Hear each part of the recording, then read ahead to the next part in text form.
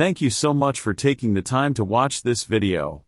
Allow me to provide you with the step-by-step procedure of how to create and edit Spotify radio stations for personalized music discovery. Launch the Spotify app on your mobile device.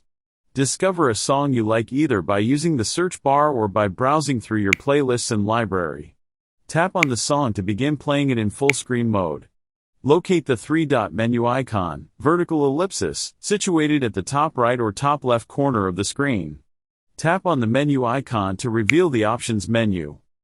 Select Go to Song Radio from the menu options. This action will initiate the creation of a radio station based on your chosen song.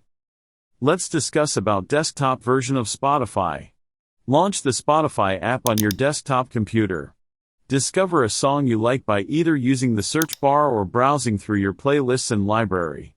Identify the three-dot menu icon, vertical ellipsis, next to the song and click on it to reveal a drop-down menu.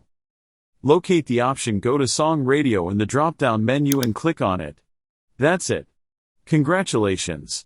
By following these steps, you have successfully created a radio station based on the selected song, album, or artist.